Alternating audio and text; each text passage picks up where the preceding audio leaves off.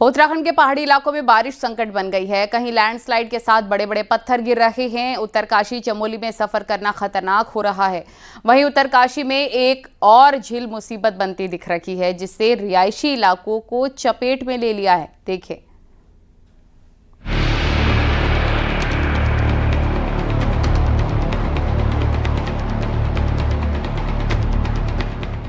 पहाड़ों पर बारिश लोगों के लिए लगातार मुश्किल खड़ी कर रही है। रास्तों का सफर करना किसी खतरे से कम नहीं। चमोली से आई खौफ में भरती इस तस्वीर को देखिए। बद्रीनाथ हाईवे पर पीपल कोटी के पास पिछले कई दिनों से बार बार पत्थर और बोल्डर गिर रहे हैं। यहाँ एक बस पीपल कोटी के पास से गुजर रही थी, तभी इसी दौरान पहाड़ से बड़ा पत्थर गिरा। हालांकि पत्थर की चपेट में बस नहीं आई। पत्थर जोर से उछलते हुए नीचे जा गिरा। हालांकि पत्थर के कुछ टुकड़े बस पर जरूर लगे। अगर ये भारी पत्थर बस पर गिरता तो बड़ी अनहोनी हो सकती थी। हाईवे पर खतरे को देखते हुए बड़ी संख्या में वहां पर लोग रुक गए, जिन्होंने इस घटना को अपने मोबाइल में कैद कर लिया। उत्तरकाशी में मुसीबतें कम होने का नाम नहीं ले रही।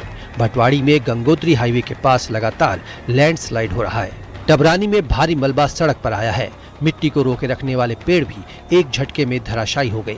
वहां पर मौजूद किसी शख्स ने ये वीडियो अपने मोबाइल कैमरे में कैद कर लिया। लैंडस्लाइड का खतरा लगातार बना हुआ है।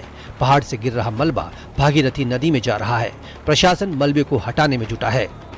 चमोली में बारिश के बाद बद्रीनाथ हाईवे कई जगहों पर बंद है। पीपल कोटी कमेडा में भी सड़क बाधित है। पहाड़ से भारी मलबा हाईवे पर आया है, जिसकी वजह से आवाजाही पूरी तरह से बंद है। उत्तरकाशी पर कुदरत की मार रुक नहीं रही। सियाना चट्टी क्षेत्र में लगातार बारिश के बाद यमुना नदी का जलस्तर खतरनाक स्तर तक पहुंच गया है। कुपड़ा खड्ड में चट्टानी मलबा आने से यमुना का प्रवाह रुक गया, जिससे नदी ने झील का रूप ले लिया। झील का पानी अब सियाना चट्टी कस्बे तक पहुंच गया। घर और होटल पानी की आगोश में आ गए। बाढ़ के हालात बने हुए हैं। हालांकि खतरे को भांपते हुए प्रशासन ने इलाके को खाली करवा दिया था। करीब 300 लोगों को सुरक्षित स्थानों पर भेजा गया है। अब प्रशासन के लिए झील से पानी को निकालना बड़ी चुनौती बन गया है। इस समय सियाना चट्टी वासियों को कैसे बचाया जाए, इसके लिए तत्काल इंतजाम किए जाए। इसको हम काफ़ी समय से हम मशीनों से खुलवा रहे थे, लेकिन कल शाम ज़्यादा आने की वजह से ये दिक्कत पैदा हुई। अभी पानी करीब 1 मीटर नीचे हुआ है। हमने अपने तकनीकों का इस्तेमाल करते हुए नदी को खोला है।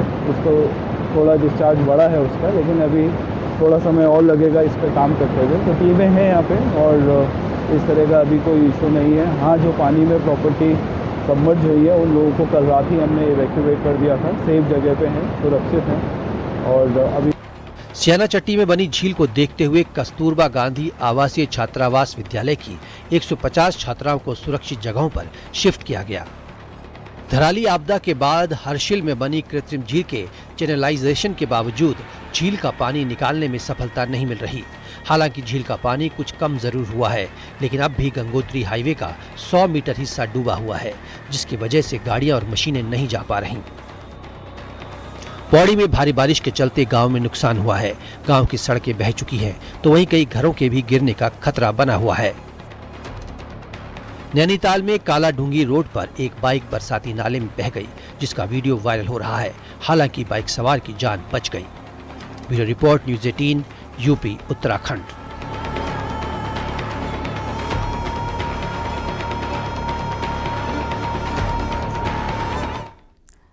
राजस्थान में मानसून एक बार फिर से अपना रौद्र रूप दिखाया है। पिछले 48 घंटों से लगातार हो रही भारी बारिश ने जनजीवन को पूरी तरीके से अस्त व्यस्त कर दिया। और इस बारिश का सबसे ज्यादा असर दिखा है सवाई माधोपुर में, जहां पर बाढ़ जैसे हालात हो गए। और इस बाढ़ में वहां का रेलवे स्टेशन, हाईवे और कई मोहल्ले डूबे नजर आए हैं। देखिए।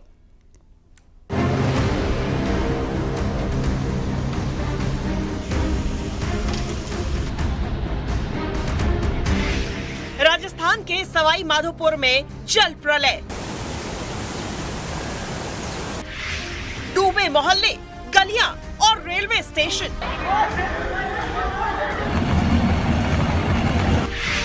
सड़कों पर सैलाब, बह गया हाईवे। उगाल की पुलिया क्षतिग्रस्त। राजस्थान के सवाई माधोपुर में हालात डरावने हो चुके हैं। बारिश के पानी ने इस कदर कहर बरपाया कि चारों तरफ कोहराम मच गया। सामने आई तस्वीरों में सड़क, रास्ते, गलियां और हाईवे पानी में डूबे नजर आए। लोगों के घरों और दुकानों में बाढ़ का पानी घुस गया। मूसलाधार बरसात ने सवाई माधोपुर शहर में जलजला ला दिया है। बाढ़ के पानी में कई इलाके डूब गए और लोग त्राही मांग करने लगे। सैलाब के प्रहार की सबसे हैरान कर देने वाली ये तस्वीर आई नेशनल हाईवे 552 से, जिसकी पुलिया बाढ़ के पानी में बही दिखी। यही नहीं, इस हाईवे का एक पूरा हिस्सा ही सैलाब में समाया नजर आया। हाईवे से पानी ऐसे बहता दिखा मानो कोई झरना हो। जिसने भी इस मंजर को देखा वो खौफ से भर गया। पानी का वेग इस कदर था कि उसके सामने कंक्रीट से बना ये मजबूत हाईवे तिनके की तरह बह गया। ये नेशनल हाईवे राजस्थान और मध्य प्रदेश को जोड़ता है, लेकिन सैलाब ने इस हाईवे को ही तबाह कर दिया, जिससे ये रास्ता पूरी तरह से बंद हो गया। अरे उधर मत जाओ ज्यादा। सवाई माधोपुर में बाढ़ के रौद्र रूप की एक और तस्वीर देखिए। तेज बारिश के चलते सवाई माधोपुर पुराने शहर और बजरिया को जोड़ने वाले मेन सड़क पर पानी ही पानी नजर आया। सड़क पर बाढ़ के पानी ने कब्जा कर रखा है। इस बीच यहाँ खड़ी बसें, गाड़ियाँ सभी पानी में डूबी नजर आई, जिससे आवाजाही पूरी तरह से ठप हो गई। इस दौरान सड़क पर फंसे मुसाफिर जान जोखिम में डालकर कमर तक डूबकर वहाँ से निकलते दिखाई दिए। बाढ़ की सबसे भयानक स्थिति सवाई माधोपुर रेलवे स्टेशन पर देखने को मिली। भारी बारिश से स्टेशन कैंपस पूरी तरह पानी में डूब गया। पटरियों पर 1 फीट से ज्यादा पानी भर गया। हालात इतने डरावने दिखे कि रेलवे स्टेशन पर आए मुसाफिरों में डर समा गया। रेलवे ट्रैक पर पानी भर जाने की वजह से कई ट्रेन घंटों तक लेट चल रही हैं। कुछ ट्रेन का रूट बदलकर चलाया जा रहा है। सवाई माधोपुर के पुराने शहर के पल्ली पार इलाके में हालात सबसे ज्यादा खराब दिखे। यहाँ पानी घरों में घुस गया और करीब 250 से ज्यादा घर बाढ़ में डूब गए। मोहल्ले की गलियों में पानी अपने रौद्र रूप में बहता दिखाई दिया। इसके साथ ही ब्रह्मपुरी, रैगर मोहल्ला समेत कई जगहों पर पानी लोगों के घरों में भर गया।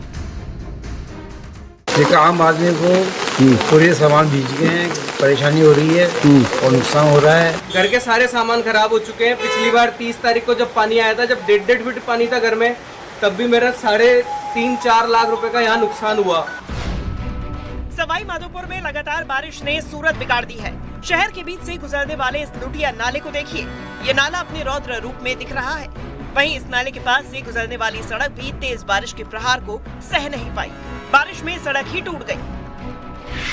सवाई माधोपुर जिले में बारिश और बाढ़ के पानी ने जबरदस्त तबाही मचा रखी है। कस्बों से लेकर गांव तक बारिश और बाढ़ के पानी में जलमग्न है। कई गांव बाढ़ के पानी में डूबे हैं। चारों तरफ तबाही ही तबाही नजर आ रही है। लोगों को यहाँ काफी दिक्कतों का सामना करना पड़ रहा है।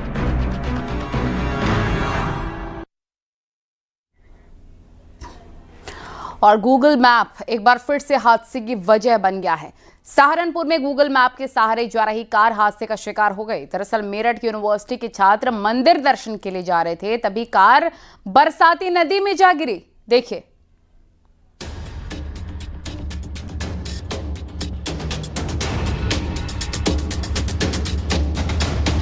गूगल मैप ने फिर दगा दे दिया।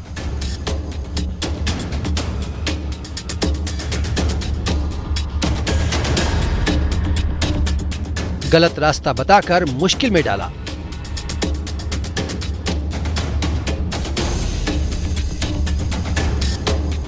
अक्सर अनजाने सफर और लंबी दूरी तय करने के लिए गूगल मैप ऐप का इस्तेमाल होता है, लेकिन कभी कभी टेक्नोलॉजी पर आंख मूंद कर भरोसा करना भी मुश्किल खड़ी कर देता है, क्योंकि तकनीक हमें निश्चिंत कर देती है, जिससे खतरे का आभास नहीं होता। तस्वीरें हैं सहारनपुर के सरसावा इलाके की, जहां एक गाड़ी बरसाती नदी में समा गई और उसमें सवार 4 लोगों की जान पर पन आई। मेरठ यूनिवर्सिटी के 4 छात्र अंबाला के प्रसिद्ध मार्कंडेश्वर मंदिर जा रहे थे। रास्ते की तलाश और सफर को आसान बनाने के लिए उन्होंने गूगल मैप का सहारा लिया। जैसे ही कार सरसावा के पास मैप के दिखाए गए रास्ते पर मुड़ी, कुछ ही सेकंड में बरसाती नदी में जा गिरी। देखते ही देखते कार पूरी तरह पानी में डूब गई। हालात बेहद मुश्किल थे, लेकिन चारों ने हिम्मत नहीं हारी। किसी तरह दरवाजा खोलकर बाहर निकले और कार की छत पर चढ़कर मदद के लिए आवाज लगाई। उनकी आवाज सुनकर मौके पर राहगीर पहुंचे। सामने का मंजर देखकर होश उड़ गए। इसके तुरंत बाद पुलिस को भी सूचना दी गई। मौके पर पुलिस पहुंची। जिसके बाद सभी को सुरक्षित निकालने के लिए रेस्क्यू ऑपरेशन शुरू किया गया। काफी मशक्कत के बाद सभी को सुरक्षित निकाल लिया गया। समय पर सभी को मदद मिल गई, जिससे चारों की जान बच गई। लेकिन हर बार किस्मत अच्छी नहीं होती। पहले भी इस तरह की घटनाएं सामने आ चुकी हैं, जब गूगल मैप के धोखे से लोगों को या तो अपनी जान से हाथ धोना पड़ा या फिर वो मुसीबत में पड़ गए। अक्टूबर 2023 में 2 डॉक्टरों की मौत हो गई, जब उनकी कार गूगल मैप के निर्देशों पर चलते हुए सीधे नदी में समा गई। नवंबर 2024 में बरेली में 3 लोग एक अधूरे पुल पर गूगल मैप के बताए रास्ते पर चले गए। कार करीब 50 फीट नीचे गिर गई। इस हादसे में तीनों की मौत हो गई। इसी साल मार्च में ग्रेटर नोएडा में गूगल मैप के निर्देश पर कार 30 फीट गहरे सीवर में गिर गई, जिससे एक शख्स की जान चली गई। पिछले महीने जुलाई में एक महिला नवी मुंबई में गूगल मैप का इस्तेमाल कर रही थी, लेकिन वो कार के साथ खाई में जा गिरी। गनीमत रही कि उसे समय रहते बचा लिया गया। सहारनपुर की इस घटना के बाद स्थानीय लोगों का कहना है कि वो रास्ता कारों के लिए नहीं है, लेकिन फिर भी गूगल मैप इसे दिखा रहा था। टेक्नोलॉजी मददगार जरूर है, उसका इस्तेमाल काफी बढ़ गया है, लेकिन टेक्नोलॉजी पर पूरी तरह निर्भर हो जाना भी ठीक नहीं है, जो सहारनपुर की घटना फिर बता रही है। Bureau report, news 18, UP, Uttarakhand.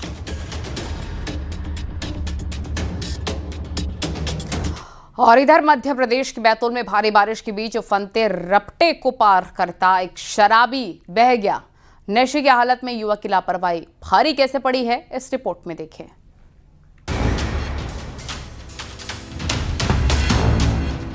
एक बार फिर से नशा पड़ गया भारी। तस्वीरें देखिए और जरा ध्यान से देखिए किस तरह नशे में शख्स की लापरवाही उस पर भारी पड़ गई। वीडियो बैतूल का है, जहां नशे की हालत में एक शख्स की बड़ी लापरवाही देखने को मिली। यहां उफनते रपटे को पार करने के दौरान वो पानी में गिर गया।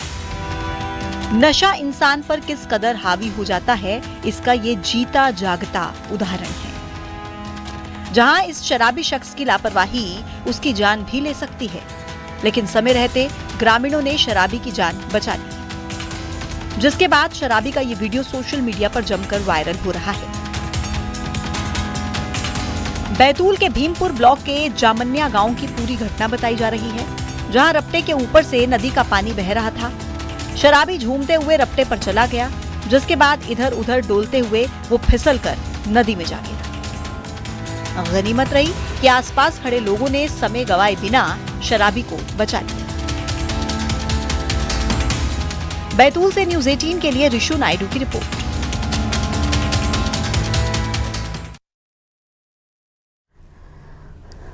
और हरिद्वार के रिहायशी इलाकों में जंगली हाथियों की आवाजाही लगातार जारी है। बृहस्पतिवार को हरिद्वार के जमालपुर कला में दिन दहाड़े जंगली हाथियों का झुंड घुस आया। हाथियों को गलियों में घूमता देखा वहां मौजूद लोगों में अफरा तफरी मच गई। जंगल की ओर से आए हाथी सड़क पार करते हुए खेत की ओर निकल गए, जहां उन्होंने खेत में खड़ी फसलों को रौंद डाला। स्थानीय लोग वन विभाग से हाथियों की आवाजाही पर रोक लगाने की मांग कर रहे हैं।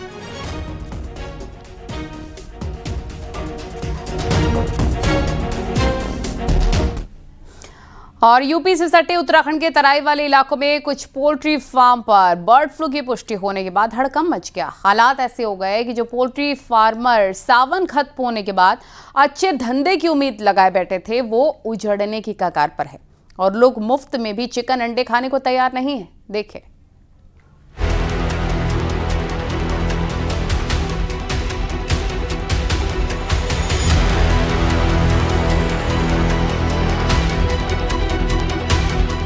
कुमाऊं के 6 जिलों में मौजूद 650 पोल्ट्री फार्म से तकरीबन 450 फार्म्स में पल रही ये मुर्गियां फार्मर्स के लिए सिरदर्द बन चुकी हैं। पहले उत्तराखंड की सीमा से लगे यूपी के बिलासपुर में बर्ड फ्लू का मामला सामने आया, तो फिर उधम सिंह नगर के किच्छा में, यही नहीं खटीमा में भी संदिग्ध परिस्थितियों में मुर्गियों की मौत हो गई। यही वजह है कि चिकन खाने के शौकीन बुरी तरह से बर्ड फ्लू की आशंका से डर गए हैं और उन्होंने चिकन और अंडे से तौबा कर ली है, जिससे ज्यादातर पोल्ट्री फार्मर्स को ग्राहक नहीं मिल रहे। फार्मर इसलिए परेशान है कि जो है बर्ड महंगा है, मार्केट बिल्कुल खत्म है, उठान हो नहीं रहा है। सरकार जो मुआवजा दे रही है वो भी बहुत ना के बराबर है। उसमें तो मैं कहूँगा कि बच्चे की लागत भी नहीं निकल पा रही है। इसलिए फार्मर की बहुत स्थिति खराब है। सरकार को इस विषय में सोचना चाहिए। बर्ड फ्लू के डर से ज्यादातर लोग चिकन और अंडों से दूरी बना चुके हैं, जिससे पोल्ट्री फार्मर संकट में हैं। यहाँ तक कि रूटीन में चिकन और एग को प्रोटीन डाइट के रूप में इस्तेमाल करने वाले जिम फ्रीक लोग भी इसे खाने से डर रहे हैं और इसका इस्तेमाल फिलहाल बंद कर चुके हैं। देखिए, इस समय बर्ड फ्लू काफी तेजी से फैल चुका है, तो इस समय हम सभी से कह रहे हैं कि वो अंडे और चिकन को बिल्कुल अवॉइड कर दें और जो दालें हैं हमारी मूंग, सोयाबीन, लोबिया, चना, इन दालों से उसे रिप्लेस करें। साथ ही पनीर, टोफू, योगर्ट, ये भी एक अच्छा बेहतरीन ऑप्शन है। बर्ड फ्लू जो इस समय चल रहा है, मैं तो अपने घर में अंडे अभी नहीं यूज़ कर रही हूँ, नॉन वेज यूज़ कर रही हूँ। तो बर्ड फ्लू का खतरा तो है ही है और बर्ड फ्लू से बहुत प्रॉब्लम्स भी आ रही हैं लोगों में। दूसरी तरफ कुमाऊं के हर जिले में प्रशासन और पशुपालन विभाग ने सतर्कता बढ़ा दी है। खास तौर पर यूपी के साथ ही बाहरी राज्यों और उधम सिंह नगर जिले से पहाड़ों की तरफ जाने वाले पोल्ट्री प्रोडक्ट्स पर रोक है। साथ ही मल्टीलेयर वैक्सीनेशन से लेकर सैनिटाइजेशन तक की प्रक्रिया जारी है। उधम सिंह नगर में कुछ केस आए हैं। अभी नैनीताल जनपद में 200 से अधिक हमारे पोल्ट्री फार्म है। सभी जगह वेटनरी टीम के द्वारा सघन चेकिंग की जा रही है। किसी भी केसेस में जो भी इसमें सर्विलांस किया जाना सर्विलांस किया जा रहा है। अब तक ऐसा कोई केस डिटेक्ट नहीं हुआ है। एहतियात के तौर पे जनपद में जो बाहरी जनपद से जो भी आपूर्ति होती है उसको पूर्णतः बंद कर दिया गया। कुमाऊं के उधम सिंह नगर से लेकर नैनीताल, अल्मोड़ा, पिथौरागढ़, चंपावत और बागेश्वर में कुल मिलाकर 650 पोल्ट्री फार्म हैं, जिनमें से 447 में फिलहाल एक्टिव फार्मिंग हो रही है। इसमें भी अकेले उधम सिंह नगर के फार्म्स में तकरीबन 26 लाख और नैनीताल में 7 लाख मुर्गियां हैं। लेकिन बर्ड फ्लू के डर से उन्हें मुफ्त भी ग्राहक मिलना मुश्किल हो गया है। हल्द्वानी से न्यूज 18 के लिए शैलेंद्र नेगी की रिपोर्ट।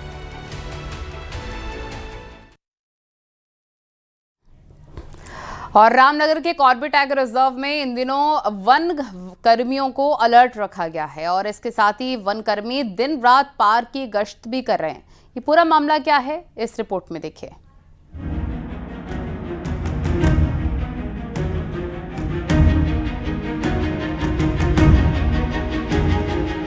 कॉर्बेट टाइगर रिजर्व में बरसात के सीजन में पर्यटन बहुत कम हो जाता है। ऐसे में यहाँ शिकारियों के घुसने की संभावना बढ़ जाती है, जो वन्य जीवों का अवैध शिकार के साथ ही कीमती पेड़ों की कटाई भी करते हैं।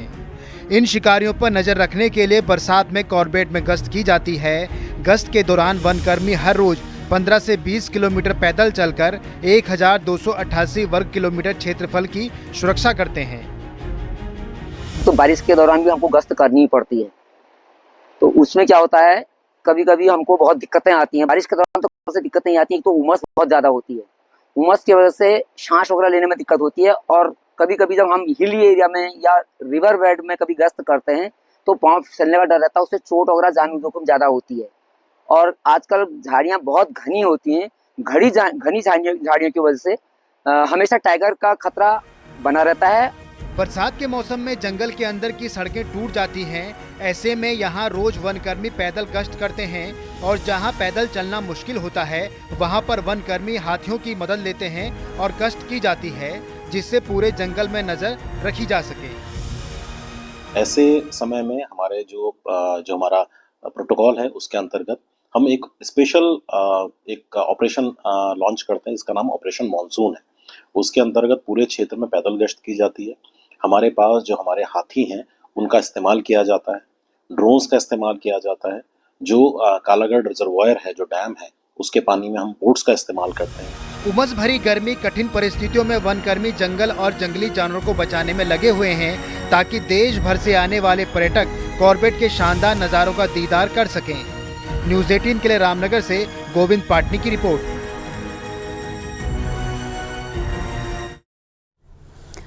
और राष्ट्रपति चुनाव को लेकर बीजेपी ने अपनी कमर कस ली है और समर्थन जुटाने में लग गई है। और इसी क्रम में महाराष्ट्र के मुख्यमंत्री देवेंद्र फडणवीस ने उद्धव ठाकरे और शरद पवार को फोन किया। आगामी उपराष्ट्रपति चुनाव में एनडीए के उपराष्ट्रपति पद के उम्मीदवार सीपी राधाकृष्णन के लिए उनका समर्थन मांगा। सीएम फडणवीस ने दोनों नेताओं से अपील की कि वो महाराष्ट्र के मौजूदा राज्यपाल का ही समर्थन करें। इससे पहले देवेंद्र फडणवीस ने राज ठाकरे से मुलाकात की थी और इस बात की जानकारी खुद देवेंद्र फडणवीस ने दी।